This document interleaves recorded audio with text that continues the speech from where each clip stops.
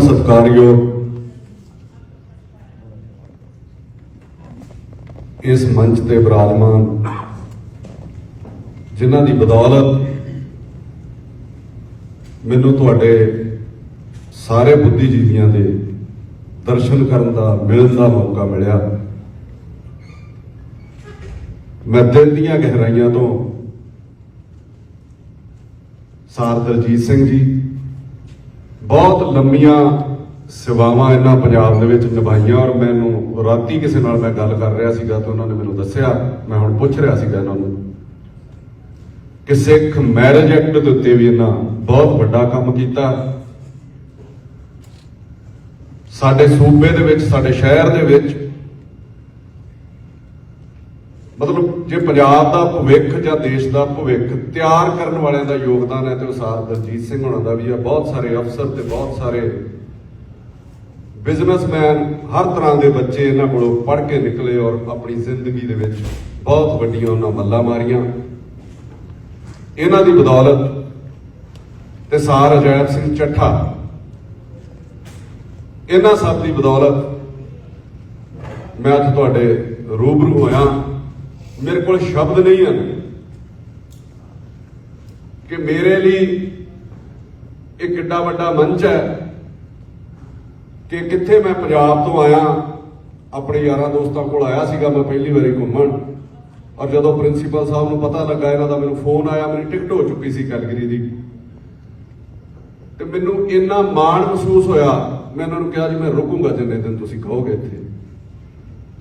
सो मैं तुहाडे लिए जो शब्द वरतां सारिआं लई जिन्ने भी तुसीं लोग इत्थे बैठे हो, मेरी कोई औकात नहीं है कि मैं तुहानूं कोई सिक्ख्या दे सकां जां कुछ मैं तुहानूं समझा सकां कि मैं नीवां मेरे मुर्शद उच्चे, मैं उच्चिआं दे संग लाइयां, सदके जावां तुहाडे उच्चिआं दे जिन्हां नीविआं नाल निभाईआं।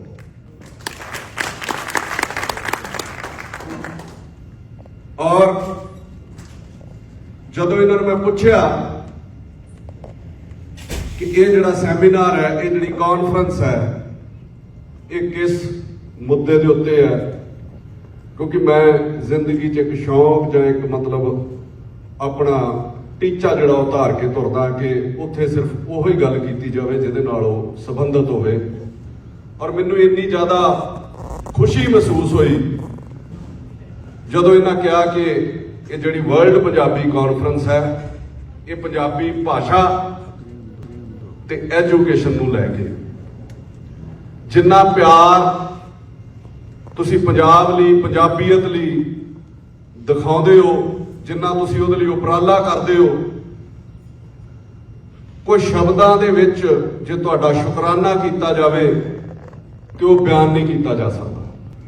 सो पंजाबी भाषा बारे जे गल करनी होवे ते उहदे बारे जान लेना भी जरूरी है कि अज दी ये साडी भाषा नहीं हैगी, जिन्हों कई खत्म करन दीआं कोशिशां भी कीतीआं जा रहीआं ते कीतीआं गईआं, ना ये खत्म हुई है ना होनी है। बहुत सदियां तो जिहड़ी पंजाबी है वो बोली जाती है, लिखी जाती है।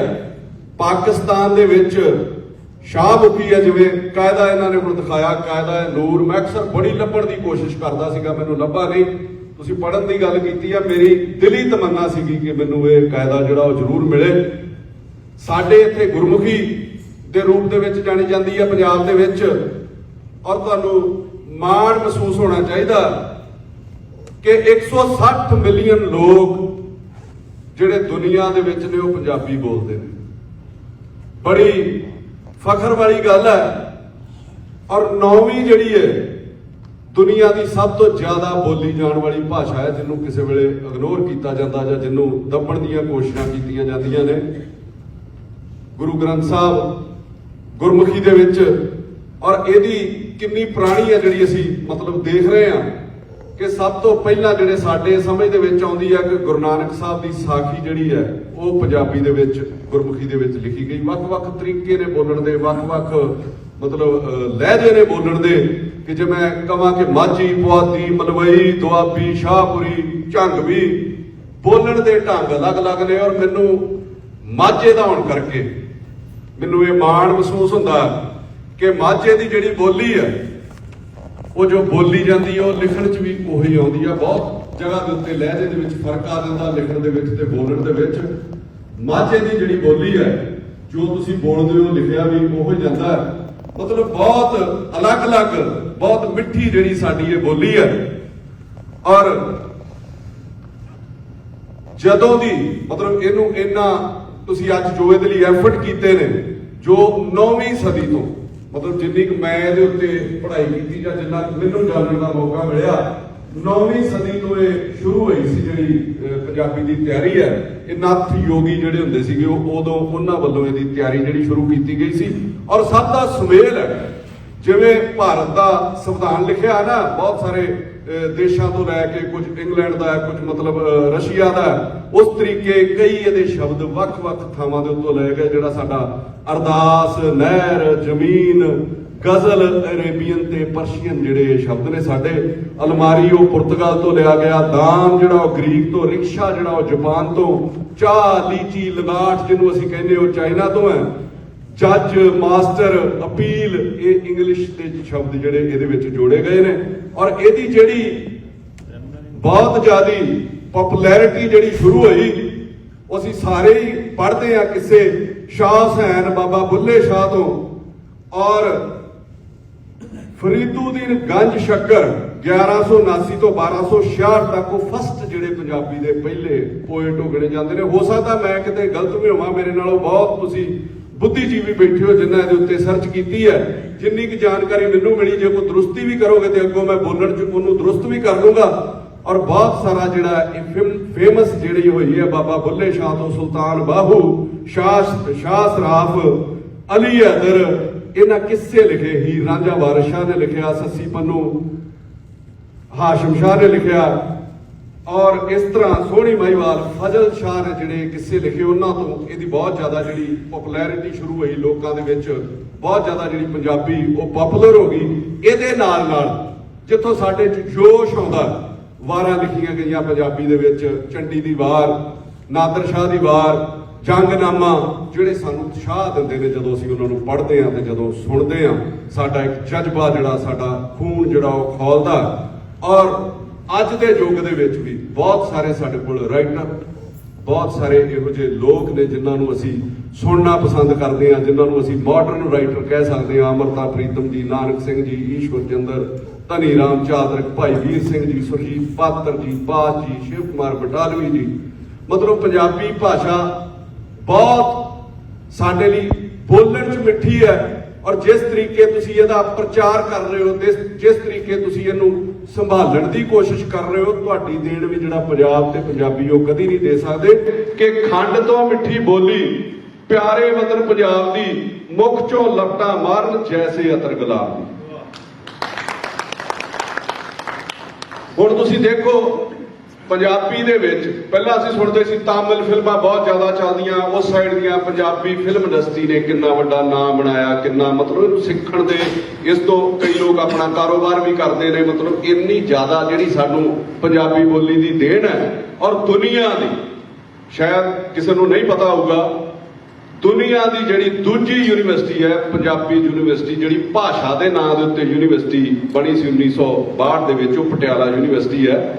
ਇਸ ਤੋਂ ਪਹਿਲਾਂ ਹੈਬਰੂ ਯਰੂਸ਼ਲਮ ਦੇ ਵਿੱਚ ਯੂਨੀਵਰਸਿਟੀ ਹੈ ਜਿਹੜੀ ਭਾਸ਼ਾ ਦੇ ਨਾਂ ਦੇ ਉੱਤੇ ਹੈ। ਸਿਰਫ 2 ਯੂਨੀਵਰਸਿਟੀ ਨੇ। ਮਤਲਬ ਇੰਨਾ ਜ਼ਿਆਦਾ ਸਾਡੀ ਇਹ ਵਿਰਾਸਤ ਹੈ, ਇੰਨਾ ਜ਼ਿਆਦਾ ਅਸੀਂ ਇਹਨੂੰ ਸੰਭਾਲ ਕੇ ਰੱਖਦੇ ਹਾਂ। ਔਰ ਮੈਂ ਰਾਤੀ ਕਿਤੇ ਪੜ੍ਹ ਰਿਹਾ ਸੀਗਾ ਕਿ ਇੱਕ ਪ੍ਰਾਈਜ਼ ਜਿਹੜਾ ਕੈਨੇਡਾ ਵੱਲੋਂ, ਜਿਹਨੂੰ ਕਹਿੰਦੇ ਆ CIES, Canada India education society ਵੱਲੋਂ ਧਨਨ ਪ੍ਰਾਈਜ਼ ਹੈ ਜੀ ਇਹਦਾ ਨਾਮ, ਜਿਹੜਾ ਸਾਲਾਨਾ ਦਿੱਤਾ ਜਾਂਦਾ ਹੈ ਕਿ ਕਿਹਦੀ ਜਿਹੜੀ ਮਤਲਬ ਬੁੱਕ ਜ਼ਿਆਦਾ ਵਧੀਆ, ਜਾਂ ਜਿਹਦੀ ਲਿਖਤ ਜਾਂ ਰਚਨਾ ਜ਼ਿਆਦਾ ਵਧੀਆ, ਚਾਹੇ ਉਹ ਗੁਰਮੁਖੀ ਦੇ ਵਿੱਚ ਹੋਵੇ, ਚਾਹੇ ਉਹ ਸ਼ਾਹਮੁਖੀ ਦੇ ਵਿੱਚ ਹੋਵੇ। 25,000 ਜਿਹੜਾ ਕੈਨੇਡੀਅਨ ਡਾਲਰ ਹੈ ਉਹ ਇਹਦੇ ਵਿੱਚ ਜਿਹੜਾ ਉਹ ਪ੍ਰਾਈਜ਼ ਜਿਹੜਾ ਉਹ ਦਿੱਤਾ ਜਾਂਦਾ ਹੈ। ਔਰ ਜੇ ਪੰਜਾਬੀ ਨੂੰ ਸਿੱਖਣਾ ਹੋਵੇ, ਪੰਜਾਬੀ ਨੂੰ ਦੇਖਣਾ ਹੋਵੇ ਕਿ ਇਹ ਕਿੰਨੀ ਸੋਹਣੀ ਹੈ, ਤੇ ਮੈਂ ਰਾਤੀ ਗੱਲ ਕਰਦਾ ਸੀਗਾ, ਸਾਡੇ ਲੜਕੀ NGO ਪਹਿਲਾਂ ਚਲਾਉਂਦੇ ਸੀਗੇ ਉਹ ਮਨਦੀਪ ਕੌਰ ਟਾਂਗਰਾ। ਮੈਂ ਕੋਸ਼ਿਸ਼ ਕੀਤੀ ਕਿ ਜਿੱਥੋਂ ਜਿੰਨੀ ਕੁ ਵੀ ਤਿਲ ਫੁੱਲ ਇਕੱਠਾ ਕੀਤਾ ਜਾਵੇ, ਜੇ ਇੱਥੇ ਜਾਣਾ ਹੈ ਮੈਂ ਤੁਹਾਡੇ ਵਰਗੇ ਲੋਕਾਂ ਦੇ ਵਿੱਚ, ਮੇਰੀ ਕੋਈ ਔਕਾਤ ਨਹੀਂ ਮੈਂ ਤੁਹਾਡੇ 'ਚ ਬੋਲ ਸਕਾਂ, ਪਰ ਮੈਂ ਪੁੱਛਣ ਗਿੱਛਣ ਦੀ ਸਾਰੇ ਪਾਸਿਓਂ ਕੋਸ਼ਿਸ਼ ਕੀਤੀ। ਉਹਨੇ ਮੈਨੂੰ ਆਪਣਾ ਹੀ ਦੱਸਿਆ, ਸ਼ਾਇਦ ਉਹ ਕਿਸੇ ਦੀ ਰਚਨਾ ਹੈ ਜਾਂ ਉਹਦੀ ਰਚਨਾ ਹੈ, ਕਿ ਇੱਕ ਬੱਚੀ ਸੀਗੀ, ਨਾਂ ਉਹਨੂੰ ਨਾਨਕੀ ਦਿੱਤਾ, ਹੋ ਸਕਦਾ ਉਹ ਆਪਣੇ ਪੇਜ ਤੇ ਵੀ ਲਿਖੂਗੀ, ਨਾਨਕੀ ਦਿੱਤਾ ਕਿ ਉਹ ਸਕੂਲ ਦੇ ਵਿੱਚ ਜਾਂਦੀ ਹੈ ਤੇ ਟੀਚਰ ਉਹਨੂੰ ਕੁਝ ਲਿਖਣ ਨਹੀਂ ਦਿੰਦਾ ਪੰਜਾਬੀ ਦੇ ਵਿੱਚ, ਤੇ ਉਹਦੀ ਹੈਂਡ ਰਾਈਟਿੰਗ ਜਿਹੜੀ ਉਹ ਬੜੀ ਗੰਦੀ ਹੁੰਦੀ ਹੈ ਪ੍ਰਿੰਸੀਪਲ ਸਾਹਿਬ। ਔਰ ਟੀਚਰ ਜਦੋਂ ਉਹਨੂੰ ਦੇਖਦਾ ਹੈ ਉਹਨੂੰ ਸੁਧਾਰਨ ਦੀ, ਉਹਨੂੰ ਠੀਕ ਕਰਨ ਦੀ ਕੋਸ਼ਿਸ਼ ਕਰਦਾ, ਕੋਈ ਡਾਂਟ ਕੇ ਨਹੀਂ, ਉਹਨੂੰ ਸਮਝਾਇਆ ਕਿਸ ਤਰ੍ਹਾਂ ਉਹਨੇ। ਉਹਨੂੰ ਕਹਿੰਦਾ ਹੈ ਕਿ ਜਿਹੜੀ ਪੰਜਾਬੀ ਬੋਲੀ ਹੈ ਨਾ, ਇਹ ਮਾਂ ਬੋਲੀ ਨਹੀਂ ਹੈ, ਇਹ ਮਾਂ ਵਰਗੀ ਨਹੀਂ ਹੈ, ਤੂੰ ਇਹਨੂੰ ਸੋਚਣਾ ਹੈ ਮੇਰੀ ਮਾਂ, ਤੇ ਇਹਨੂੰ ਤੂੰ ਇਸ ਤਰੀਕੇ ਲਿਖਣਾ ਕਿ ਜਿਹੜੀ ਇਹਦੀ ਸਿਹਾਰੀ ਪਿਆਰੀ ਹੈ ਨਾ, ਉਹ ਤੇਰੀ ਮਾਂ ਦੇ ਕੰਨਾਂ ਦੀਆਂ ਲਟਕਣਾਂ ਨੇ, ਉਹ ਵਾਲੀਆਂ ਨੇ, ਤੂੰ ਇਸ ਤਰੀਕੇ ਨੂੰ ਪੰਜਾਬੀ ਨੂੰ ਦੇਖ। ਜਿਹੜੀ ਇਹਦੀ ਟਿੱਪੀ ਹੈ ਉਹ ਇਹਦਾ ਸੱਗੀ ਫੁੱਲ ਹੈ, ਤੇ ਜਿਹੜੇ ਇਹਦੇ ਔਂਕੜ ਦਲੈਂਕੜ ਨੇ ਉਹਦੇ ਪੈਰਾਂ ਦੀਆਂ ਝਾਂਜਰਾਂ ਨੇ, ਤੇ ਜਿਹੜੀ ਬਿੰਦੀ ਹੈ ਇਹਦੇ ਮੱਥੇ ਦੀ ਬਿੰਦੀ ਹੈ, ਤੇ ਜਿਹੜੀਆਂ ਲਾਵਾਂ ਦੁਲਾਵਾਂ ਨੇ ਉਹ ਇਹਦੀਆਂ ਅੱਖਾਂ ਦਾ ਸੁਰਮਾ ਹੈ। ਜਦੋਂ ਲੜਕੀ ਆਪਣੇ ਖਿਆਲਾਂ ਦੇ ਵਿੱਚ ਬੋਲੀ ਨੂੰ ਮਾਂ ਦੇ ਤੌਰ ਤੇ ਦੇਖਦੀ ਹੈ, ਤੇ ਫਿਰ ਉਹ ਅਗਲੇ ਦਿਨ ਹੀ ਪੰਜਾਬੀ ਬੋਲੀ ਏਡੀ ਵਧੀਆ ਲਿਖਦੀ ਹੈ ਕਿ ਉਹਦੇ ਨਾਲ ਦੀ ਸੁੰਦਰ ਲਿਖਾਈ ਨਹੀਂ ਮਤਲਬ ਦੇਖੀ ਹੋਣੀ ਕਿਸੇ ਨੇ। ਸੋ ਇਹਨੂੰ ਲਿਖਣ ਤੇ ਬੋਲਣ ਲਈ ਕਈ ਤਾਂ ਗਾਲਾਂ ਵੀ ਕੱਢ ਦਿੰਦੇ ਨੇ, ਮਤਲਬ ਉਹ ਸਾਡੇ ਸੱਭਿਆਚਾਰ 'ਚ ਨਹੀਂ ਹੈਗਾ। ਪਰ ਮੈਂ ਕਹਿੰਦਾ ਕਿ ਜੇ ਤੁਸੀਂ ਇਹਨੂੰ ਸਿੱਖਣਾ, ਜੇ ਤੁਸੀਂ ਇਹਨੂੰ ਲਿਖਣਾ ਹੈ ਤੇ ਇਹਨੂੰ ਮਾਂ ਵਰਗੀ ਨਹੀਂ, ਮਾਂ ਸਮਝ ਕੇ ਜਿਹੜਾ ਉਹ ਲਿਖਣਾ ਚਾਹੀਦਾ। ਇੰਨੀ ਮਿੱਠੀ ਤੇ ਇੰਨੀ ਸਾਡੀ ਇਹ ਮਾਂ ਬੋਲੀ ਹੈ। ਸੋ ਇਹਦੇ ਉੱਤੇ ਬਹੁਤ ਸਾਰੀ ਜਿਹੜੀ ਵਿਚਾਰ ਚਰਚਾ ਅੱਜ ਤੁਸੀਂ 3 ਦਿਨ ਤੋਂ ਕਰ ਰਹੇ ਹੋ, ਬਹੁਤ ਜ਼ਿਆਦਾ ਜਿਹੜੀ ਸਮੇਂ ਦੀ ਲੋੜ ਹੈ। ਔਰ ਖਾਸ ਕਰਕੇ ਕੈਨੇਡਾ ਦੇ ਵਿੱਚ ਮੈਂ ਤੇ ਆਪਣੀ ਗਲਤੀ ਵੀ ਮੈਂ ਕਿਤੇ ਮੰਨਣ ਤੋਂ ਕਦੀ ਮੈਂ ਮੁਨਕਰ ਨਹੀਂ ਹੁੰਦਾ ਕਿ ਤੁਸੀਂ ਆਪਣੀ ਗਲਤੀ ਮੰਨੋ ਤੇ ਉਹਨੂੰ ਸੁਧਾਰਨ ਦੀ ਕੋਸ਼ਿਸ਼ ਕਰਨੀ ਚਾਹੀਦੀ ਹੈ। ਮੇਰੇ ਬੱਚੇ ਉੱਥੇ ਸਕੂਲ 'ਚ ਪੜ੍ਹਦੇ ਸੀਗੇ ਤੇ ਮੇਰਾ ਖਿਆਲ 5ਵੀਂ 6ਵੀਂ ਤੱਕ ਅਸੀਂ ਸਾਰਾ ਟੱਬਰ ਹੀ ਉਹਨਾਂ ਨਾਲ ਹਿੰਦੀ 'ਚ ਗੱਲ ਕਰਨੀ, ਔਰ ਫਿਰ ਥੋੜੀ ਜੀ ਮਤਲਬ ਜਦੋਂ 7ਵੀਂ 8ਵੀਂ 'ਚ ਹੋਏ ਸਾਨੂੰ ਵੀ ਅਕਲ ਆਈ ਵੀ ਨਹੀਂ, ਸਾਡੀ ਬੋਲੀ ਜਿਹੜੀ ਸਭ ਤੋਂ ਵਧੀਆ, ਅੱਜ ਮੇਰੇ ਬੱਚੇ ਮਤਲਬ ਫਰਾਟੇਦਾਰ ਪੰਜਾਬੀ ਬੋਲਦੇ ਨੇ ਔਰ ਬਹੁਤ ਵਧੀਆ। ਕਿਸੇ ਵੇਲੇ ਮੇਰੇ ਮੂੰਹ 'ਚੋਂ ਸ਼ਬਦ ਨਿਕਲ ਜਾਂਦਾ ਉਹਨਾਂ ਨੂੰ, ਤੇ ਮੈਨੂੰ ਇਹ ਮਾਣ ਹੈ ਕਿ ਮੇਰਾ ਬੇਟਾ ਤੇ ਮੇਰੀ ਬੇਟੀ ਸੁਧਾਰਦੇ ਆ। ਕੀ ਗੱਲ ਪੰਜਾਬੀ 'ਚ ਸਾਨੂੰ ਸਮਝ ਨਹੀਂ ਆਉਂਦੀ ਜਾਂ ਤੁਸੀਂ ਪੰਜਾਬੀ 'ਚ ਗੱਲ ਨਹੀਂ ਕਰਦੇ। ਸੋ ਇਹ ਜਿਹੜੀਆਂ ਵਿਖਾਵੇ ਦੀਆਂ ਭਾਸ਼ਾਵਾਂ ਨੇ, ਮੈਂ ਨਹੀਂ ਕਹਿੰਦਾ ਹਿੰਦੀ ਸਾਡੇ ਦੇਸ਼ ਦੀ ਭਾਸ਼ਾ ਹੈ, ਮੈਂ ਕਿਸੇ ਨੂੰ ਮਤਲਬ ਇਹੋ ਜਿਹੇ ਨਹੀਂ ਮੈਂ ਕਹਿਣਾ ਚਾਹੁੰਦਾ ਲੈਂਗੁਏਜ ਤੁਸੀਂ ਇੱਥੇ ਇੰਗਲਿਸ਼ ਹੋ, ਬਹੁਤ ਸਾਰੇ ਪੰਜਾਬੀਆਂ ਦੇ ਬੋਰਡ ਜਿਹੜੇ ਉਹ ਇੰਗਲਿਸ਼ 'ਚ ਲੱਗੇ ਨੇ। ਸਮੇਂ ਦੀ ਜ਼ਰੂਰਤ ਤੇ ਲੋੜ ਦੇ ਅਨੁਸਾਰ ਤੁਹਾਨੂੰ ਉਹ ਕਰਨਾ ਵੀ ਪੈਂਦਾ, ਪਰ ਆਪਣੀ ਮਾਂ ਬੋਲੀ ਨੂੰ ਇਹਨੂੰ ਭੁੱਲਣਾ ਨਹੀਂ ਚਾਹੀਦਾ। ਔਰ ਦੂਜਾ ਜਿਹੜਾ ਤੁਹਾਡਾ ਮੰਤਵ ਐਜੂਕੇਸ਼ਨ ਦੇ ਉੱਤੇ ਹੈ, ਐਜੂਕੇਸ਼ਨ ਦਾ ਬਹੁਤ ਵੱਡਾ ਜਿਹੜਾ ਯੋਗਦਾਨ ਹੈ। ਜਿੱਥੇ ਸਾਡਾ ਰਾਜ ਸੀਗਾ, ਜਿਹਨੂੰ ਖਾਲਸਾ ਰਾਜ, ਜਿਹਨੂੰ ਪੰਜਾਬ ਮਹਾਰਾਜਾ ਰਣਜੀਤ ਸਿੰਘ ਵੇਲੇ ਦਾ ਪੰਜਾਬ, ਉਹ ਅੱਜ ਕਿਤੇ ਵੀ ਨਜ਼ਰ ਨਹੀਂ ਆਉਂਦਾ। ਔਰ ਦੁਬਾਰਾ ਕਿਤੇ ਬਣਨ ਦਾ ਮੈਨੂੰ ਲੱਗਦਾ ਹੈ ਕੋਈ ਸੁਪਨਾ ਸਾਡੀ ਹੋਸ਼ ਤੱਕ ਤੇ ਉਹ ਪੂਰਾ ਨਹੀਂ ਹੋ ਸਕਦਾ ਕਿ ਕਦੋਂ ਉਹਦੇ ਵਿੱਚ ਕੀ ਕਾਇਦੇ ਕਾਨੂੰਨ ਸੀਗੇ, ਕੀ ਉਹਦੇ ਵਿੱਚ ਸੀਗਾ। ਔਰ ਬੜੇ ਮਾਣ ਵਾਲੀ ਗੱਲ ਹੈ ਜਦੋਂ ਮੈਂ ਪੜ੍ਹਦਾ, ਕਿਤੇ ਜਦੋਂ ਮੈਨੂੰ ਸੁਣਨ 'ਚ ਮਿਲਦਾ, ਅੱਗੇ ਤੇ ਪੜ੍ਹਨਾ ਸੀਗਾ ਨਾ, ਹੁਣ YouTube ਤੇ ਤੁਹਾਨੂੰ ਬਹੁਤ ਸਾਰੀਆਂ ਵੀਡੀਓਜ਼, ਬਹੁਤ ਸਾਰੇ ਬੁੱਧੀਜੀਵੀ ਤੁਹਾਡੇ ਵਰਗੇ ਲੋਕ ਮਤਲਬ ਬੋਲਦੇ ਨੇ, ਸਾਰਾ ਕੁਝ ਦੱਸਦੇ ਨੇ, ਉਹ ਸੁਣਨਾ ਵੀ ਸੌਖਾ ਲੱਗਦਾ ਹੈ। ਤੁਸੀਂ ਮਤਲਬ ਕਿਤੇ ਬੈਠ ਕੇ ਸਫ਼ਰ ਦੇ ਵਿੱਚ ਵੀ ਜਾਂਦੇ ਹੋ ਤੇ ਉਹਨੂੰ ਤੁਸੀਂ ਦੇਖ ਸੁਣ ਲਈਦਾ। ਜਦੋਂ ਮੈਂ ਸੁਣਦਾ ਸੀਗਾ ਕਿ ਮਹਾਰਾਜਾ ਰਣਜੀਤ ਸਿੰਘ ਵੇਲੇ ਅੰਗਰੇਜ਼ਾਂ ਦੀ ਹਮੇਸ਼ਾ ਹੀ ਇੱਛਾ ਰਹੀ ਕਿ ਇਸ ਪੰਜਾਬ ਦੇ ਉੱਤੇ ਕਬਜ਼ਾ ਕੀਤਾ ਜਾਵੇ, ਜਿਵੇਂ ਉਹਨਾਂ ਪੂਰੇ ਭਾਰਤ ਦੇ ਉੱਤੇ ਕਬਜ਼ਾ ਕਰ ਲਿਆ ਸੀਗਾ, ਪਰ ਉਹ ਕਬਜ਼ਾ ਉਹਨਾਂ ਕੋਲ ਹੋ ਨਹੀਂ ਸੀ ਪਾਉਂਦਾ। ਇੱਕ ਉਹਨਾਂ ਨੇ ਆਪਣਾ ਜਿਹੜਾ ਜਿਹਨੂੰ ਤੁਸੀਂ ਕਹਿ ਸਕਦੇ ਹੋ ਕਿ ਵਫਦ ਆਪਣਾ ਜਿਹੜਾ ਪੰਜਾਬ 'ਚ ਭੇਜਿਆ, ਜਿਹਨੂੰ ਕਹਿੰਦੇ ਮੈਟਕੌਫ, ਸ਼ਾਇਦ ਮੈਂ ਨਾਂ ਦੇ ਵਿੱਚ ਗਲਤੀ ਨਾ ਕਰਾਂ, ਉਹ ਮਹਾਰਾਜਾ ਰਣਜੀਤ ਸਿੰਘ ਨੂੰ ਮਿਲਣ ਆਉਂਦਾ। ਜਦੋਂ ਉੱਥੋਂ ਡੈਪੂਟੇਸ਼ਨ ਜਿਹੜਾ ਵਫਦ ਉੱਥੋਂ ਮਿਲਣ ਆਉਂਦਾ, ਮਹਾਰਾਜਾ ਰਣਜੀਤ ਸਿੰਘ ਉਹਨਾਂ ਨੂੰ ਸਮਾਂ ਹੀ ਨਹੀਂ ਦਿੰਦੇ ਮਿਲਣ ਦਾ।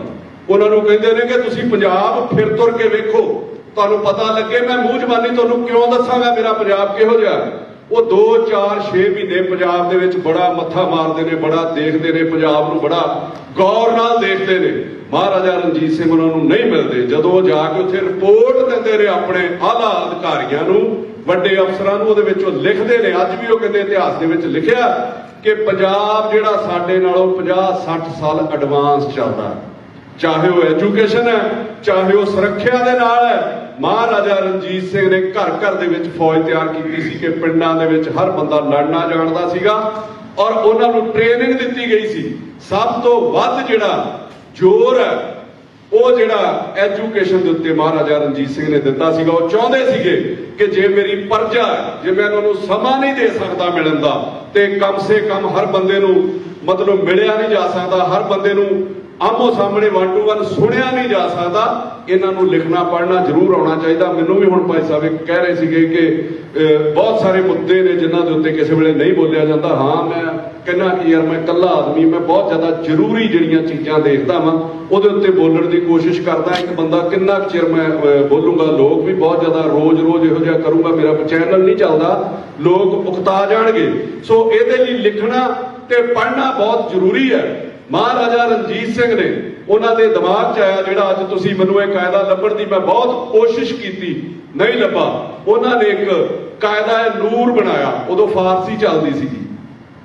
ਕਾਇਦਾ-ਏ-ਨੂਰ ਬਣਾਇਆ, ਜਿਹਨੂੰ ਉਹਨਾਂ ਬੇਸਿਕ ਸਿੱਖਿਆ ਦੇ ਨਾਂ ਦੇ ਉੱਤੇ ਮੇਰਾ ਖਿਆਲ 5000 ਦੇ ਕਰੀਬ ਉਹਨਾਂ ਦਾ ਕੋਈ ਪਟਵਾਰੀ ਜਾਂ ਜਿਹੜਾ ਨੰਬਰਦਾਰ ਸੀ ਉਹਦੀ ਡਿਊਟੀ ਲਾਈ ਕਿ 3-3 ਅੱਗੋਂ ਤੁਸੀਂ ਵੰਡੋਗੇ।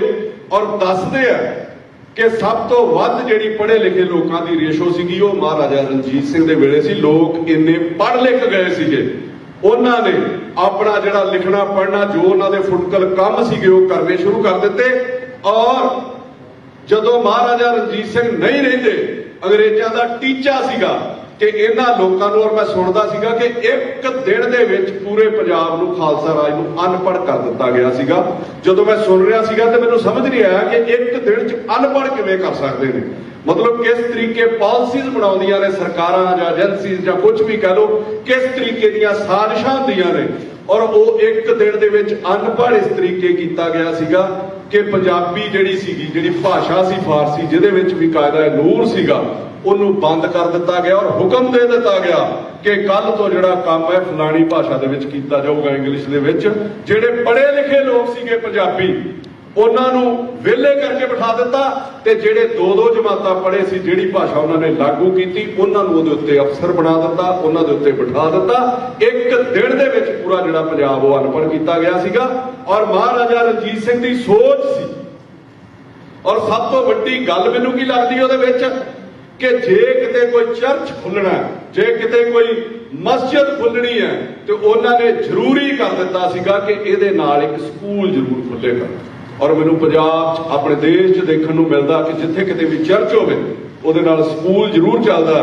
ਪਰ ਉਸ ਬੰਦੇ ਦੀ ਬਣਾਈ ਪਾਲਿਸੀ, ਉਸ ਸਾਡੇ ਸ਼ੇਰੇ ਪੰਜਾਬ ਦੀ ਬਣਾਈ ਪਾਲਿਸੀ, ਉਹਨੂੰ ਅਸੀਂ ਵਿਸਾਰ ਕੇ ਰੱਖ ਦਿੱਤਾ। ਔਰ ਜਿਹੜੇ ਸਾਡੇ ਬਗਾਨੇ ਸੀਗੇ ਉਹਨਾਂ ਨੇ ਬਣਾ ਲਿਆ। ਅੱਜ ਉਹਨਾਂ ਦਾ ਐਜੂਕੇਸ਼ਨ ਸਿਸਟਮ ਵੇਖ ਲਓ ਤੇ ਸਾਡਾ ਤੁਸੀਂ ਹਾਲ ਦੇਖ ਲਓ ਵੀ ਐਜੂਕੇਸ਼ਨ ਸਿਸਟਮ ਦਾ ਕੀ ਹਾਲ ਕਰਕੇ ਰੱਖ ਦਿੱਤਾ ਗਿਆ। ਔਰ ਦੂਜੀ, ਇਹ ਸਭ ਨੂੰ ਚਾਹੀਦਾ।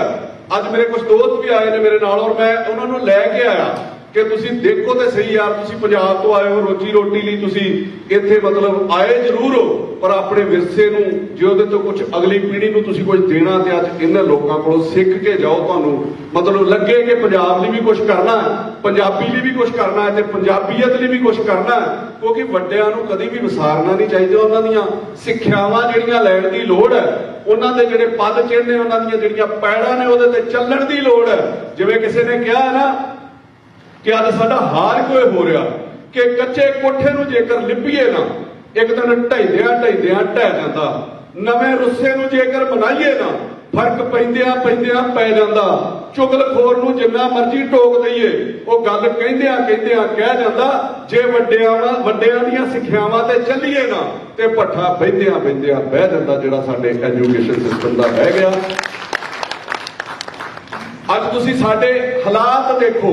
ਮੈਂ ਆਪਣੇ ਦੇਸ਼ ਨੂੰ ਕਦੀ ਵੀ ਮਾੜਾ ਨਹੀਂ ਕਹਿੰਦਾ। ਮੇਰੇ ਦੇਸ਼ ਦੇ ਵਿੱਚ, ਮੇਰਾ ਦੇਸ਼ ਬਹੁਤ ਖੂਬਸੂਰਤ ਹੈ। ਹਰ ਤਰ੍ਹਾਂ ਦਾ ਉੱਥੇ ਮੌਸਮ, ਹਰ ਤਰ੍ਹਾਂ ਦੇ ਲੋਕ ਜਿਹੜੇ ਨੇ ਇੱਕ ਦੂਜੇ ਨੂੰ ਮਿਲਣ ਵਾਲੇ ਨੇ। ਹਾਂ, ਸਾਡਾ ਸਿਸਟਮ ਕਰਪਟ ਹੋ ਗਿਆ। ਸਾਡੇ ਵਿੱਚ ਜਿਹੜੇ ਪੋਲੀਟੀਸ਼ੀਅਨ ਨੇ ਉਹ ਮਾੜੇ ਆ ਗਏ, ਜਿਨ੍ਹਾਂ ਨੇ ਸਾਡੇ ਦੇਸ਼ ਦੀ ਬਦਨਾਮੀ ਕਰਾ ਕੇ ਰੱਖ ਦਿੱਤੀ, ਜਿਨ੍ਹਾਂ ਸਾਡੇ ਸਿਸਟਮ ਦੀ ਬਦਨਾਮੀ ਕਰਕੇ ਰੱਖ ਦਿੱਤੀ।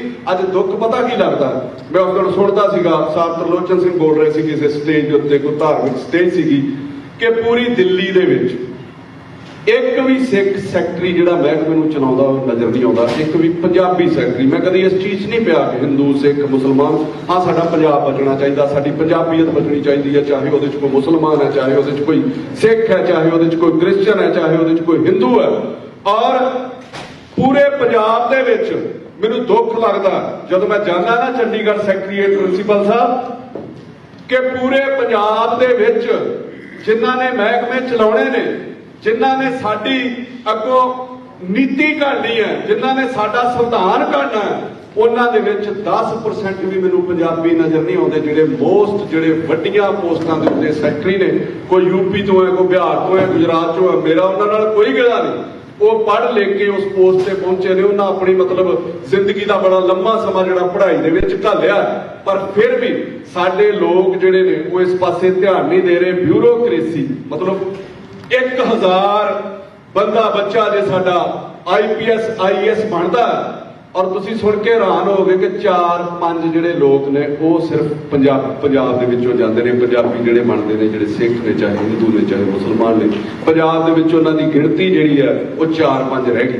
ਔਰ ਮੈਂ ਅਕਸਰ ਇਹ ਗੱਲ ਕਹਿੰਦਾ ਹੁੰਦਾ ਕਿ ਮੰਨ ਲਓ ਤੁਸੀਂ ਚੀਫ ਮਿਨਿਸਟਰ ਬਣ ਜਾਓ, ਤੁਸੀਂ ਪ੍ਰਧਾਨ ਮੰਤਰੀ ਬਣ ਜਾਓ, ਤੁਸੀਂ ਕਦੀ ਵੀ ਫੈਸਲੇ ਆਪ ਨਹੀਂ ਲੈਂਦੇ। ਚੀਫ ਮਿਨਿਸਟਰ ਆਪਣੇ ਚੀਫ ਸੈਕਟਰੀ ਨੂੰ ਪੁੱਛਦਾ, ਮੰਤਰੀ ਆਪਣੇ ਸੈਕਟਰੀ ਨੂੰ ਪੁੱਛਦਾ।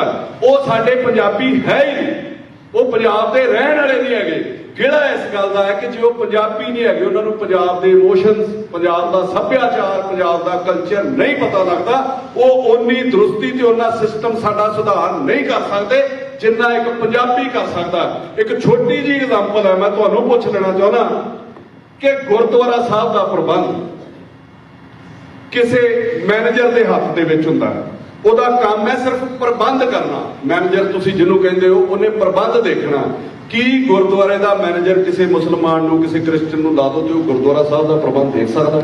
ਇਹੋ ਮਿਸਾਲ ਤੁਸੀਂ ਚਰਚ ਦੇ ਉੱਤੇ ਲੈ ਲਓ, ਇਹੋ ਤੁਸੀਂ ਮਤਲਬ ਮਸਜਿਦ ਦੇ ਉੱਤੇ ਲੈ ਲਓ। ਕਿਸੇ ਮਤਲਬ ਸਿੱਖ ਨੂੰ ਤੁਸੀਂ ਕਿਸੇ ਮਸਜਿਦ ਦਾ ਤੁਸੀਂ ਲਾ ਦਿਓ ਮੈਨੇਜਰ, ਤੇ ਉਹ ਨਹੀਂ ਉਸ ਤਰੀਕੇ ਉਹ ਪ੍ਰਬੰਧ ਦੇਖ ਸਕਦਾ। ਸੋ ਪੰਜਾਬ ਦਾ ਪ੍ਰਬੰਧ ਦੇਖਣ ਲਈ ਇਹੋ ਜਿਹੇ ਲੋਕ ਜਿਹੜਾ ਜ਼ਿਆਦਾ ਜ਼ਰੂਰੀ ਨੇ, ਜਿਹੜੇ ਪੰਜਾਬ ਦੇ ਵਿੱਚੋਂ ਆਉਣ, ਜਿਹੜੇ ਪੰਜਾਬੀਅਤ ਨੂੰ ਸਮਝਦੇ ਹੋਣ, ਜਿਹੜੇ ਪੰਜਾਬ ਨੂੰ ਸਮਝਦੇ ਹੋਣ।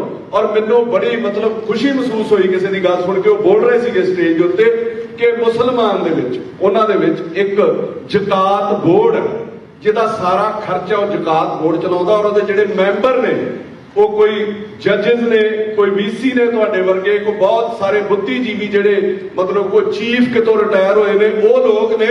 ਔਰ ਉਹ ਹਰ ਸਾਲ ਬੱਚਿਆਂ ਦਾ ਟੈਸਟ ਲੈਂਦੇ ਨੇ, ਔਰ ਉਹਨਾਂ ਦੇ ਵਿੱਚੋਂ ਜਿਹੜੇ ਬੱਚੇ IAS IPS ਜਾਂ ਬਿਊਰੋਕ੍ਰੇਸੀ ਜਾਣਾ ਚਾਹਣ, IRS ਜਿਹੜੇ ਬਣਨੇ ਹੁੰਦੇ ਨੇ, ਉਹਨਾਂ ਦਾ ਸਾਰਾ ਖਰਚਾ ਉਹਨਾਂ ਵੱਲੋਂ ਚੁੱਕਿਆ ਜਾਂਦਾ, ਔਰ ਬਹੁਤ ਗਿਣਤੀ ਦੇ ਵਿੱਚ ਬੱਚੇ ਉਹਨਾਂ ਦੇ ਸਿਲੈਕਟ ਹੁੰਦੇ ਨੇ। ਸੋ ਸਾਡੇ ਉਹ ਕਿਤੇ ਵੀ ਨਹੀਂ ਲੱਭ ਰਿਹਾ। ਸਾਡੇ ਜਿਹੜੇ ਸੰਸਥਾਵਾਂ ਨੂੰ ਇਹ ਕੰਮ ਕਰਨੇ ਚਾਹੀਦੇ ਸੀਗੇ, ਮੈਂ ਕੋਈ ਇੱਥੇ ਕਿਸੇ ਦਾ ਨਾਂ ਲੈ ਕੇ ਨਹੀਂ ਕਹਿਣਾ ਚਾਹੁੰਦਾ, ਕਿਸੇ ਨੇ ਵੀ ਇਹ ਕੰਮ ਨਹੀਂ ਕੀਤੇ, ਇਹਨਾਂ ਚੀਜ਼ਾਂ ਦੇ ਉੱਤੇ ਧਿਆਨ ਨਹੀਂ ਦਿੱਤਾ।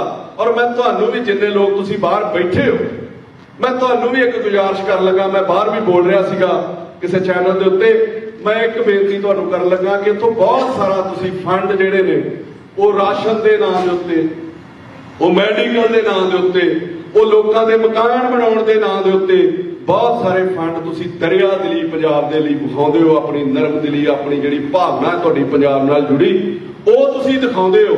ਪਰ ਇਹਦੇ ਨਾਲ ਤੁਸੀਂ ਜਿਹੜੇ ਪੋਲੀਟੀਸ਼ੀਅਨਸ ਨੂੰ ਵੀ ਫੰਡ ਦਿੰਦੇ ਹੋ। ਕੋਈ ਕਿਤੇ ਆ ਜਾਂਦਾ, ਬਹੁਤ ਸਾਰੀਆਂ, ਮੈਂ ਜਦੋਂ ਇਲੈਕਸ਼ਨਸ ਦੇਖਦਾ ਬਹੁਤ ਸਾਰੇ ਪੋਲੀਟੀਸ਼ੀਅਨ ਇੱਥੇ ਗੇੜਾ ਕੱਢਣੀ ਆ ਜਾਂਦੇ ਨੇ। ਤੁਹਾਡੇ ਵਾਸਤੇ ਚਾਹੇ ਉਹ ਛੋਟੀ ਰਕਮ ਬਣਦੀ ਹੋਵੇ, ਉਹਨਾਂ ਵਾਸਤੇ ਉਹ ਬਹੁਤ ਵੱਡੀ ਹੋ ਜਾਂਦੀ ਹੈ। ਇਹਨਾਂ ਸਾਰੀਆਂ ਚੀਜ਼ਾਂ ਤੋਂ ਗਰੇਜ ਕਰਕੇ ਤੁਸੀਂ ਕੁਝ ਇਹਦੇ ਉੱਤੇ ਕੰਮ ਜੇ ਕੀਤਾ ਜਾਵੇ ਕਿ ਅਸੀਂ ਪੰਜਾਬ 'ਚ ਕੋਈ ਐਜੂਕੇਸ਼ਨ ਜਿਹੜਾ ਸੈਂਟਰ ਹੈ ਜਿਹਦੇ ਵਿੱਚ IAS IPS ਬੱਚੇ ਅਸੀਂ ਤਿਆਰ ਕਰਨੇ ਨੇ, ਜਿਨ੍ਹਾਂ ਦੇਸ਼ ਦਾ ਸਿਸਟਮ ਦੇਖਣਾ, ਜਿਨ੍ਹਾਂ ਦੇਸ਼ ਦੀ ਨੀਤੀ ਘੜਨੀ ਹੈ, ਉਹਨਾਂ ਦੀ ਜੇ ਤੁਸੀਂ ਕੋਈ ਉਪਰਾਲਾ ਕਰਨ ਦੀ ਕੋਸ਼ਿਸ਼ ਕਰੋਗੇ ਤੇ ਸਾਡਾ ਸ਼ਾਇਦ ਪੰਜਾਬ ਦਾ ਵੀ ਭਲਾ ਹੋ ਸਕਦਾ, ਸਾਡੀ ਪੰਜਾਬੀਅਤ ਦਾ ਵੀ ਭਲਾ ਹੋ ਸਕਦਾ। ਕਿਉਂਕਿ ਬਹੁਤ ਅਸੀਂ ਪਛਤਾਵੇ ਵਾਲੇ ਮੋੜ ਦੇ ਉੱਤੇ ਆ ਗਏ। ਸਾਨੂੰ ਕੋਈ ਸੁਧਰਨ ਦਾ ਜਾਂ ਆਪਣੇ ਹਾਲਾਤ ਅੱਗੋਂ ਸੁਧਰਨ ਦਾ ਕੁਝ ਵੀ ਨਜ਼ਰ ਨਹੀਂ ਆਉਂਦਾ। ਮਤਲਬ ਕਹਿੰਦੇ ਆ ਨਾ ਕਿ ਐਸਾ ਨਾ ਹੋ ਅੰਜਾਮ पे पछताओ किसी दिन, ਬਿਹਤਰ ਹੈ ਕਿ ਤੁਮ ਖੁਦ ਹੀ ਸੰਭਲ ਜਾਓ ਕਿਸੇ ਦਿਨ। ਸਾਨੂੰ ਹੁਣ ਵੀ ਉਹਦੇ ਤੇ ਸੰਭਲ ਜਾਣਾ ਚਾਹੀਦਾ ਕਿ ਇਹੋ ਜਿਹੇ ਮੈਂ ਤੇ ਅੱਗੇ ਜਦੋਂ ਇਹ ਸਰਕਾਰ ਬਣੀ ਸੀ ਨਵੀਂ, ਚਾਹੇ ਉਹ ਕੇਂਦਰ ਦੀ ਹੋਵੇ ਚਾਹੇ ਮਤਲਬ ਪੰਜਾਬ ਦੀ ਹੋਵੇ, ਮੈਂ ਇੱਕ ਗੱਲ ਦੇ ਉੱਤੇ ਜ਼ੋਰ ਜ਼ਰੂਰ ਦਿੰਦਾ ਕਿ ਯਾਰ ਤੁਸੀਂ 10 ਸਾਲ ਸਾਡਾ ਚਾਹੇ ਮੈਡੀਕਲ ਬੰਦ ਕਰ ਦਿਓ, ਸਾਡਾ ਖਾਣਾ ਪੀਣਾ ਘੱਟ ਕਰ ਦਿਓ, 10 ਸਾਲ ਸਿਰਫ ਐਜੂਕੇਸ਼ਨ ਦੇ ਉੱਤੇ ਕੰਮ ਕਰ ਦਿਓ, ਤੇ ਜਿਹੜੇ ਐਜੂਕੇਸ਼ਨ ਲੈ ਕੇ ਬੱਚੇ ਤਿਆਰ ਹੋਣਗੇ ਉਹਨਾਂ ਸਾਰਾ ਕੁਝ ਇਹ ਠੀਕ ਕਰ ਲੈਣਾ, ਮੈਡੀਕਲ ਵੀ ਤੇ ਸਾਡਾ ਖਾਣ ਪਾਣ ਦਾ ਵੀ ਸਾਰਾ ਕੁਝ ਠੀਕ ਕਰ ਲੈਣਾ। ਉਹਦੇ ਉੱਤੇ ਕੋਈ ਜ਼ੋਰ ਨਹੀਂ ਦੇ ਰਿਹਾ, ਤੁਸੀਂ ਬਹੁਤ ਉਪਰਾਲਾ ਕਰਦੇ ਹੋ ਪੰਜਾਬੀ ਬਚੀ ਰਵੇ। ਇੱਥੇ ਪੰਜਾਬ 'ਚ ਇਹ ਟੈਨਸ਼ਨ ਹੈ ਕਿ ਪੰਜਾਬ ਬਚਿਆ ਰਵੇ। ਔਰ ਮੈਂ ਤੁਹਾਨੂੰ ਮਜ਼ੇਦਾਰ ਗੱਲ ਦੱਸਣ ਲੱਗਾ ਕਿ ਮੈਨੂੰ ਇੱਕ ਬੀਜੇਪੀ ਦੇ ਹੈੱਡ ਨੇ, ਵਿਜੇ ਰੂਪਾਨੀ, ਸਾਡੇ ਪੰਜਾਬ ਦੇ ਇੰਚਾਰਜ ਨੇ ਪ੍ਰਿੰਸੀਪਲ ਸਾਹਿਬ, ਉਹ ਗੁਜਰਾਤ ਦੇ ਮੁੱਖ ਮੰਤਰੀ ਰਹੇ ਨੇ, ਉਹ ਮੈਨੂੰ ਮਿਲ ਭੇਜ ਦੇਣ ਕਿ ਸਾਡੀ ਪਾਰਟੀ ਜੁਆਇਨ ਕਰੋਗੇ। ਮੈਂ ਕਿਹਾ ਜੀ ਨਹੀਂ ਕਰੂੰਗਾ। ਤੁਸੀਂ ਪੰਜਾਬ ਲਈ ਕੁਝ ਕਰੋ ਤੇ ਸਹੀ, ਸਾਡਾ ਬਾਰਡਰ ਖੁੱਲਣ ਵਾਲਾ ਯਾਰ, ਖੋਲੋ ਤੁਸੀਂ। ਪੰਜਾਬ 'ਚ ਆਪਾਂ ਦੇ ਕੁਝ ਨਹੀਂ ਰਹੇ, ਸਿਰਫ ਸਾਨੂੰ ਇਮੋਸ਼ਨਲ ਤੌਰ ਦੇ ਉੱਤੇ ਜਿਹੜਾ ਨਾਲ ਜੋੜਿਆ ਜਾ ਰਿਹਾ, ਕਦੀ ਪੱਗ ਬੰਨ੍ਹ ਕੇ ਗੁਰਦੁਆਰੇ ਮੱਥਾ ਟੇਕ ਆਉਂਦੇ ਨੇ ਪ੍ਰਧਾਨ ਮੰਤਰੀ ਸਾਹਿਬ। ਜਦੋਂ ਤੁਸੀਂ ਫੋਕਸ ਤੇ ਕਰੋ ਨਾ ਪੰਜਾਬ ਨੂੰ, ਦੇਣਾ ਕੀ ਚਾਹੁੰਦੇ ਹੋ, ਤੁਸੀਂ ਕਰਨਾ ਕੀ ਚਾਹੁੰਦੇ ਹੋ। ਔਰ ਮੈਂ ਉਹਨਾਂ ਨੂੰ ਕਿਹਾ, ਮੈਂ ਕਿਹਾ ਰੂਪਾਨੀ ਸਾਹਿਬ ਤੁਹਾਡੀ ਸਰਕਾਰ ਆ ਜਾਣੀ ਹੈ ਪੰਜਾਬ ਦੇ ਵਿੱਚ। ਉਹਨਾਂ ਇੱਕਦਮ ਸ਼ੌਕਡ ਹੋ ਗਏ, ਕਹਿੰਦੇ ਯਾਰ ਤੁਸੀਂ ਪਹਿਲੇ ਬੰਦੇ ਹੋ ਜਿਹੜੇ ਕਹਿ ਰਹੇ ਹੋ ਆਪ ਪਹਿਲੇ ਆਦਮੀ ਹੋ ਪੰਜਾਬ। ਮੈਂ ਕਿਹਾ ਮੈਂ ਤੁਹਾਨੂੰ ਟਾਈਮ ਨਹੀਂ ਦੱਸਿਆ, ਤੁਹਾਡੀ ਸਰਕਾਰ ਆਉਣੀ ਹੈ 2042 'ਚ। ਉਹ ਮੈਨੂੰ ਕਹਿੰਦੇ ਤਾਂ ਬਹੁਤ ਲੰਮਾ ਹੈ, ਉਦੋਂ ਹਿੰਦੀ 'ਚ ਗੱਲ ਕੀਤੀ ਜੀ ਉਹਨਾਂ ਨਾਲ, ਬਹੁਤ ਲੰਬਾ ਸਮਾਂ। ਮੈਂ ਕਿਹਾ ਜੀ ਬਹੁਤ ਲੰਬਾ, ਪਰ ਮੈਂ ਜੋ ਇਹਦੇ ਉੱਤੇ ਕਰ ਰਿਹਾ, ਜੋ ਮੈਨੂੰ ਲੱਗ ਰਿਹਾ ਕਿ ਤੁਹਾਡੀ ਸਰਕਾਰ ਉਦੋਂ ਹੀ ਆਏਗੀ 2042 'ਚ। ਕਹਿੰਦੇ ਜੀ ਉਹ ਕਿੱਦਾਂ? ਮੈਂ ਕਿਹਾ ਜੀ ਸਾਡੇ ਪੰਜਾਬੀਆਂ ਦਾ ਇੱਕ ਲਾਡਲਾ ਬੱਚਾ ਹੈ, ਸਾਡੇ ਕੋਲ ਇੱਥੇ ਕੰਮ ਨਹੀਂ ਹੈ, ਸਾਡੇ ਇੱਥੇ ਕੋਈ ਮਤਲਬ ਹਿਊਮਨ ਰਾਈਟ ਨਹੀਂ ਹੈ ਜਿਹਨੂੰ ਮਰਜ਼ੀ ਫੜ ਕੇ ਅੰਦਰ ਦੇ ਦਿਓ। ਪਹਿਲਾਂ ਬੱਚੇ ਇੱਥੇ ਆਉਂਦੇ ਸੀਗੇ ਜਿਨ੍ਹਾਂ ਕੋਲ ਮਤਲਬ ਕੋਈ ਕਾਰੋਬਾਰ ਦੀ ਕਮੀ ਹੁੰਦੀ ਸੀ। ਹੁਣ ਮੈਂ ਦੇਖ ਰਿਹਾ ਪੰਜਾਬ ਦੇ ਵਿੱਚ ਉਹ ਲੋਕ ਵੀ ਆ ਰਹੇ ਨੇ ਜਿਨ੍ਹਾਂ ਦਾ ਹਜ਼ਾਰ ਕਰੋੜ ਦੀ ਟਰਨਓਵਰ ਹੈ। ਉਹਨਾਂ ਨੂੰ ਉੱਥੋਂ ਦਾ ਸਿਸਟਮ ਠੀਕ ਨਹੀਂ ਲੱਗਦਾ ਕਿ ਨਿੱਕੇ ਨਿੱਕੇ ਕੰਮਾਂ ਲਈ ਧੱਕੇ ਖਾਓ। ਅੱਜ ਸੋਸ਼ਲ ਮੀਡੀਆ ਤੇ ਹਰ ਚੀਜ਼ ਬੱਚਾ ਕੰਪੈਰੀਜ਼ਨ ਕਰਦਾ, ਜਦੋਂ ਕੈਨੇਡਾ ਦੇ ਨਾਲ, ਅਮਰੀਕਾ ਦੇ ਨਾਲ, ਤੇ ਉਹ ਤਰਜੀਹ ਦਿੰਦਾ ਕਿ ਮੈਂ ਇੱਥੇ ਚਲਾ ਜਾਵਾਂ। ਸੋ ਮੈਂ ਉਹਨਾਂ ਨੂੰ ਕਿਹਾ, ਮੈਂ ਕਿਹਾ ਜੀ 2042 ਤੱਕ ਪੰਜਾਬ ਦਾ ਕੱਲਾ ਬੱਚਾ ਉਹ ਬਾਹਰ ਜਾ ਰਿਹਾ, ਸਾਡੇ ਆ ਰਹੇ ਨੇ ਗੁਜਰਾਤੀ, ਬਿਹਾਰ ਤੋਂ, ਯੂਪੀ ਤੋਂ, ਉਹ ਮਿਹਨਤ ਕਰਦੇ ਨੇ, ਠੀਕ ਹੈ। ਮਤਲਬ ਜੇ ਕਿਸੇ ਦੀ ਪੈੜੀ ਵੀ ਹੈ, ਕੋਈ ਕਿੱਲਾ ਰਹਿ ਰਿਹਾ, ਜੇ ਕੋਈ ਕੰਮ ਇਹ ਕਰ ਰਿਹਾ, 2035 ਤੱਕ ਪੰਜਾਬ 'ਚ ਪੰਜਾਬੀ ਘੱਟ ਗਿਣਤੀ ਹੋ ਜਾਣਗੇ, ਫਿਰ ਲੋਕਾਂ ਨੇ ਤੁਹਾਨੂੰ ਐਕਸੈਪਟ ਕਰ ਲੈਣਾ, ਫਿਰ ਤੁਹਾਡੀ ਸਰਕਾਰ ਆ ਜਾਣੀ। ਉਸ ਤੋਂ ਪਹਿਲਾਂ ਮੈਨੂੰ ਮਤਲਬ ਕਿਤੇ ਕੋਈ ਨਜ਼ਰ ਨਹੀਂ ਆਉਂਦਾ। ਸੋ ਉੱਥੇ ਰਹਿ ਨਹੀਂ ਪਾ ਰਹੇ। ਔਰ ਸਾਨੂੰ ਜੇ ਕੋਈ ਸੁਧਾਰਨ ਦੀ ਕੋਸ਼ਿਸ਼ ਕੀਤੀ ਜਾ ਰਹੀ ਹੈ ਤੇ ਉਹ ਡੰਡੇ ਨਾਲ ਕੀਤੀ ਜਾ ਰਹੀ ਹੈ। ਜੇ ਪੰਜਾਬ ਦੇ ਵਿੱਚ ਤੁਸੀਂ ਇੱਥੇ ਸੁਣਦੇ ਹੋ ਗੈਂਗਸਟਰ ਬਹੁਤ ਨੇ, ਗੈਂਗਸਟਰ ਪੈਦਾ ਕਿੱਦਾਂ ਹੁੰਦੇ ਨੇ, ਕਦੀ ਇਹਦੇ ਉੱਤੇ ਤੇ ਆਪਾਂ ਵਿਚਾਰ ਕਰਦੇ ਹੀ ਨਹੀਂ।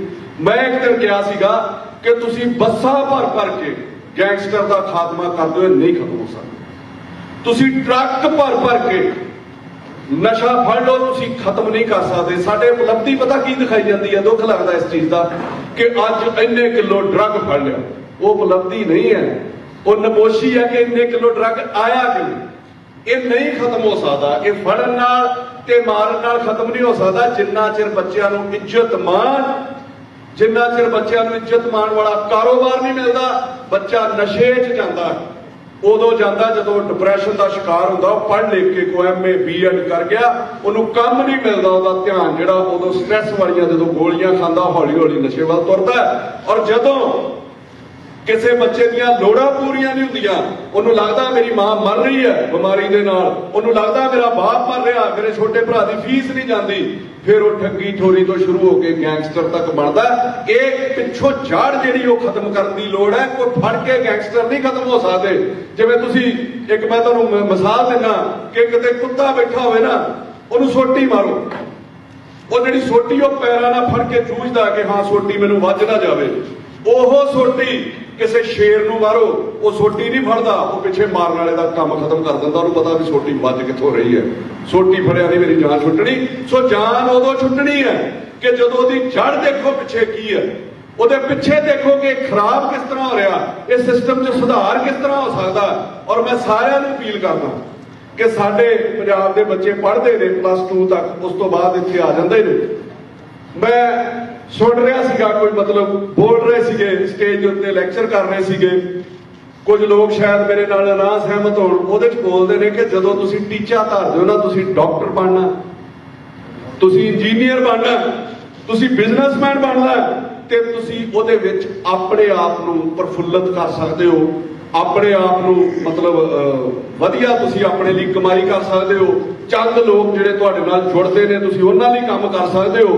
ਹਾਂ, ਜੇ ਤੁਸੀਂ ਆਵਾਮ ਦਾ ਭਲਾ ਕਰਨਾ, ਜੇ ਤੁਸੀਂ ਕੌਮ ਦਾ ਭਲਾ ਕਰਨਾ, ਤੇ ਫਿਰ ਤੁਸੀਂ ਉਹ ਛੱਡ ਕੇ ਬਿਊਰੋਕ੍ਰੇਸੀ ਚਾਹੋ, ਜਿੰਨੇ ਕਾਨੂੰਨ ਬਣਾਉਣੇ ਨੇ, ਜਿੰਨੇ ਸਾਡਾ ਐਜੂਕੇਸ਼ਨ ਸਿਸਟਮ ਠੀਕ ਕਰਨਾ, ਜਿੰਨੇ ਸਾਡੇ ਬੱਚਿਆਂ ਦੀਆਂ ਲੋੜਾਂ ਪੂਰੀਆਂ ਕਰਨੀਆਂ ਨੇ, ਜਿੰਨੇ ਸਾਡੇ ਸਮਾਜ ਦੀਆਂ ਲੋੜਾਂ ਪੂਰੀਆਂ ਕਰਨੀਆਂ ਨੇ, ਉਸ ਸਿਸਟਮ ਦੇ ਵਿੱਚ ਆਉਣਾ ਪਊਗਾ। ਉਸ ਸਿਸਟਮ ਦੇ ਵਿੱਚ ਸਾਡੀ ਗਿਣਤੀ ਬਹੁਤ ਘਟ ਗਈ। ਜਿੰਨਾ ਚਿਰ ਉਹ ਸਿਸਟਮ ਦੇ ਉੱਤੇ ਸਾਡਾ ਕਬਜ਼ਾ ਨਹੀਂ ਹੋਊਗਾ, ਬਿਊਰੋਕ੍ਰੇਸੀ ਦੇ ਉੱਤੇ, ਸਾਡਾ ਕੁਝ ਵੀ ਭਲਾ ਨਹੀਂ ਹੋ ਸਕਦਾ। ਸਾਡਾ ਕੁਝ ਵੀ ਨਹੀਂ ਸੁਧਰ ਸਕਦਾ। ਅਸੀਂ ਸਿਰਫ ਰਹਿਮੋ ਕਰਮ ਦੇ ਉੱਤੇ ਰਵਾਂਗੇ। ਸੋ ਇਹਨਾਂ ਚੀਜ਼ਾਂ ਲਈ ਤੁਹਾਨੂੰ ਵੀ ਉਹਦੇ ਉੱਤੇ ਫੋਕਸ ਕਰਨਾ ਪਊਗਾ। ਤੁਹਾਨੂੰ ਵੀ ਇਹ ਜਿਹੜੇ ਇਹ ਸੈਂਟਰ ਨੇ ਕੋਚਿੰਗ ਸੈਂਟਰ ਉਹਨਾਂ ਲਈ ਉਪਰਾਲਾ ਜਿਹੜਾ ਕਰਨਾ ਪਊਗਾ। ਫੇਰ ਹੀ ਜਿਹੜਾ ਮਤਲਬ ਖਾਸ ਕਰਕੇ ਬੱਚੀਆਂ ਦੀ ਪੜ੍ਹਾਈ ਦੇ ਉੱਤੇ ਤੁਹਾਨੂੰ ਜਿਹੜਾ ਫੋਕਸ ਕਰਨਾ ਪਊਗਾ। ਜੇ ਮੈਂ ਪੜ੍ਹੂੰਗਾ ਤੇ ਮੈਂ ਤੇ ਆਪਣੇ ਬੱਚਿਆਂ ਨੂੰ ਪੜ੍ਹਾ ਸਕਦਾ। ਕਹਿੰਦੇ ਆ ਨਾ ਜਦੋਂ ਲੜਕੀ ਪੜ੍ਹਦੀ ਹੈ ਉਹ ਇੱਕ ਤੇ ਆਪਣੇ ਪਿਛਲੇ ਜਿੱਥੇ ਉਹ ਰਹਿ ਕੇ ਆਉਂਦੀ ਆ ਪੇਕੇ ਪਰਿਵਾਰ ਦਾ ਵੀ ਭਲਾ ਕਰਦੀ ਹੈ, ਔਰ ਅਗਲੇ ਪਾਸੇ ਜਾ ਕੇ ਸਹੁਰੇ ਪਰਿਵਾਰ ਦੇ ਵਿੱਚ ਵੀ ਬੱਚਿਆਂ ਨੂੰ ਪੜ੍ਹਾ ਸਕਦੀ ਹੈ, ਸਿੱਖਿਆ ਦੇ ਸਕਦੀ ਹੈ। ਸੋ ਜਿਹੜੇ ਚੀਜ਼ ਦੇ ਨਾਲ ਜਿਹੜੇ ਕੰਮਾਂ ਦੇ ਨਾਲ ਸਾਡਾ ਫਾਇਦਾ ਹੋ ਸਕਦਾ ਸਮਾਜ ਦਾ, ਸਾਨੂੰ ਉਹਦੇ ਉੱਤੇ ਗੌਰ ਕਰਨਾ ਚਾਹੀਦਾ।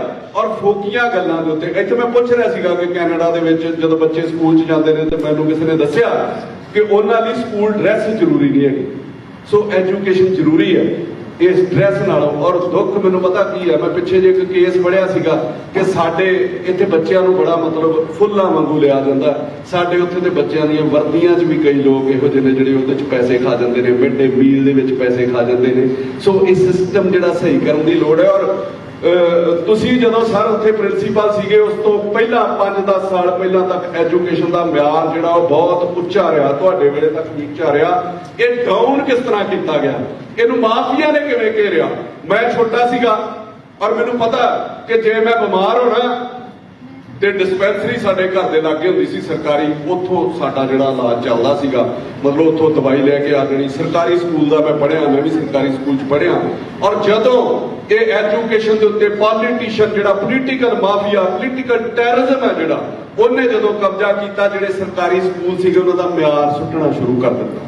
ਉਹਨਾਂ ਦੀਆਂ ਇਮਾਰਤਾਂ ਖੰਡਰ ਹੋ ਗਈਆਂ। ਜਦੋਂ ਮੈਡੀਕਲ ਸਿਸਟਮ ਕਰਨਾ ਸੀਗਾ ਉਹਨਾਂ ਦਾ ਮਿਆਰ ਜਿਹੜਾ ਡੇਗਣਾ ਸ਼ੁਰੂ ਕਰ ਦਿੱਤਾ, ਉਹ ਖੰਡਰ ਬਣਨੇ ਸ਼ੁਰੂ ਹੋ ਗਏ। ਉੱਥੇ ਡਾਕਟਰਾਂ ਦੀ ਕਮੀ ਸ਼ੁਰੂ ਹੋ ਗਈ ਤੇ ਜਿਸ ਬੱਚੇ ਨੇ ਆਪਣੇ ਬਾਪ ਨੂੰ ਬਚਾਉਣਾ, ਆਪਣੀ ਮਾਂ ਨੂੰ ਬਚਾਉਣਾ, ਫਿਰ ਉਹ ਪ੍ਰਾਈਵੇਟ ਹਸਪਤਾਲਾਂ ਵੱਲ ਰੁੱਖ ਕਰਦਾ ਸੀਗਾ। ਔਰ ਉੱਥੇ ਲੁੱਟ ਖਸੁੱਟ ਜਿਹੜੀ ਹੈਗੀ ਸੀ ਉਹ ਕਿੰਨੀ ਕੀਤੀ ਜਾਂਦੀ ਉਹ ਸਭ ਨੂੰ ਪਤਾ। ਪ੍ਰਾਈਵੇਟ ਸਕੂਲਾਂ 'ਚ ਕਿੰਨੀ ਲੁੱਟ ਖਸੁੱਟ ਕੀਤੀ ਜਾਂਦੀ ਉਹ ਸਭ ਨੂੰ ਪਤਾ। ਇਸ ਤਰੀਕੇ ਨੂੰ ਸਾਜ਼ਿਸ਼ ਦੇ ਨਾਲ ਘੇਰਿਆ ਗਿਆ ਔਰ ਸਾਜ਼ਿਸ਼ ਦੇ ਨਾਲ ਜਿਹੜਾ ਮਾਰਿਆ ਗਿਆ। ਔਰ ਮੈਂ ਹੁਣ ਇਹਨਾਂ ਨੂੰ ਦੱਸ ਰਿਹਾ ਸੀਗਾ ਕਿ ਇੱਥੇ ਬੱਚੇ ਜਦੋਂ ਚੈਨਲ ਤੇ ਮੇਰੀ ਇੰਟਰਵਿਊ ਕਰ ਰਹੇ ਸੀਗੇ ਕਿ ਬੱਚੇ ਕਿਸੇ ਦਾ ਵੀ ਆਪਣਾ ਦੇਸ਼, ਆਪਣਾ ਸੂਬਾ, ਆਪਣਾ ਸ਼ਹਿਰ ਛੱਡਣ ਨੂੰ ਜੀ ਨਹੀਂ ਕਰਦਾ। 20 ਮਜਬੂਰੀਆਂ ਬਣਦੀਆਂ ਨੇ। ਕਿਸੇ ਨੂੰ ਉੱਥੇ ਸਿਸਟਮ ਠੀਕ ਨਹੀਂ ਲੱਗਦਾ, ਕਿਸੇ ਦੇ ਘਰ ਰੋਟੀ ਹੈ ਉਹ ਨਹੀਂ ਚੱਲਦੀ। ਜਿਹੜਾ ਬੱਚਾ ਜਿੰਨਾ ਪੜ੍ਹਿਆ ਲਿਖਿਆ ਹੋਵੇ ਉਸ ਲੈਵਲ ਦਾ ਉਹਨੂੰ ਕੰਮ ਨਹੀਂ ਮਿਲਦਾ, ਤੇ ਜਦੋਂ ਉਸ ਲੈਵਲ ਦਾ ਉਹਨੂੰ ਕੰਮ ਨਹੀਂ ਮਿਲਦਾ ਤੇ ਉਹ ਮਜ਼ਦੂਰੀ ਹੁੰਦੀ ਹੈ। ਉਹਦੀ ਕਾਬਲੀਅਤ ਦੇ ਅਨੁਸਾਰ ਜਦੋਂ ਕੰਮ ਨਾ ਮਿਲੇ ਉਹ ਲੇਬਰ ਲੱਗਦੀ ਉਹਨੂੰ ਕਰਨੀ। ਔਰ ਬੱਚਿਆਂ ਨੇ ਇੱਥੇ ਰੁੱਖ ਕਰ ਲਿਆ। ਔਰ ਮੈਂ 10-15 ਦਿਨ ਤੋਂ ਇੱਥੇ ਦੇਖ ਰਿਹਾ ਕਿ ਬੱਚਿਆਂ ਦੇ ਹਾਲਾਤ ਵੀ ਕੀ ਨੇ, ਉਹ ਜੂਝਦੇ ਵੀ ਕਿਵੇਂ ਨੇ, ਕਿਵੇਂ ਉਹ ਬੇਸਮੈਂਟ ਦੇ ਵਿੱਚ ਰਹਿੰਦੇ ਨੇ, ਕਿੱਥੇ ਉਹਨਾਂ ਆਪਣੀ ਪੜ੍ਹਾਈ ਦਾ ਖਰਚਾ ਵੀ ਕੱਢਣਾ ਔਰ ਕਿੱਥੇ ਉਹਨਾਂ ਆਪਣੇ ਮਾਂ-ਬਾਪ ਨੂੰ ਵੀ ਦੱਸਣਾ ਕਿ ਅਸੀਂ ਬੜੇ ਖੁਸ਼ ਹਾਂ। ਮਤਲਬ ਇੱਥੇ ਨਾ ਖੁਸ਼ ਹੋ ਕੇ ਵੀ ਮਜਬੂਰੀ ਦੇ ਵਿੱਚ ਵੀ ਦੱਸਣਾ ਪੈਂਦਾ, ਆਪਣੀ ਕਿਰਾਇਆ ਵੀ ਕੱਢਣਾ, ਆਪਣੀ ਰੋਟੀ ਵੀ ਚਲਾਉਣੀ ਹੈ। ਕਿੰਨਾ ਹਾਲਾਤਾਂ ਦੇ ਵਿੱਚ ਜਦੋਂ ਮੈਂ ਆਇਆ ਸੀਗਾ ਇੱਥੇ ਤੇ ਮੈਨੂੰ ਲੱਗਾ ਕਿ ਲੋਕ ਬੜੀ ਮौज ਕਰਦੇ ਹੋਣਗੇ, ਪਰ ਮੈਂ ਇੱਥੇ ਦੇਖਿਆ ਕਿ ਤੁਹਾਨੂੰ ਜੂਝਣਾ ਪੈਂਦਾ। ਤੁਹਾਨੂੰ ਮਤਲਬ ਕਮਾਉਣ ਲਈ, ਖਾਣ ਲਈ ਤੁਹਾਨੂੰ ਬਹੁਤ ਸਾਰੀ ਮਿਹਨਤ ਕਰਨੀ ਪੈਂਦੀ ਹੈ। ਬਹੁਤ ਸਾਰਾ ਤੁਹਾਨੂੰ ਮਤਲਬ ਆਪਣੀ ਜ਼ਿੰਦਗੀ ਦਾ ਟਾਈਮ ਦੇਣਾ ਪੈਂਦਾ। ਤੁਹਾਨੂੰ ਪੂਰੇ ਡਿਸਪਲਿਨ ਨਾਲ ਕੰਮ ਕਰਨਾ ਪੈਂਦਾ। ਔਰ ਜਿਹੜੀ ਬੱਚਿਆਂ ਦੀ ਹਾਲਤ ਹੈ, ਮਤਲਬ ਮੈਂ ਦੇਖੀ ਆ ਉਹਦੇ ਉੱਤੇ ਮੈਂ ਜਾਣ ਲੈਣਾ ਕਿਸੇ ਸ਼ਾਇਰ ਨੇ ਬਹੁਤ ਵਧੀਆ ਲਿਖੀਆਂ ਨੇ ਕਿ ਬੱਚੇ ਇੱਥੇ ਚਾਹੇ ਜਿੰਨੀ ਮਰਜ਼ੀ ਮਜਬੂਰੀ ਚੋਂ ਕਿ ਉਹਨਾਂ ਦੇ ਹਾਲ ਦੇਖੋ। ਜਦੋਂ ਘਰੋਂ ਫੋਨ ਆਉਂਦਾ ਨਾ ਤੇ ਉੱਥੇ ਉਹ ਦੱਸਦੇ ਨੇ ਕਿ ਬਹੁਤ ਵਧੀਆ, ਮੈਂ ਪਾਪਾ ਠੀਕ ਆ, ਮੰਮਾ ਠੀਕ ਆ, ਮੈਂ ਬਹੁਤ ਵਧੀਆ। ਇੱਥੇ ਉੱਥੋਂ ਨੂੰ ਬਹੁਤ ਫਰਕ ਹੈ।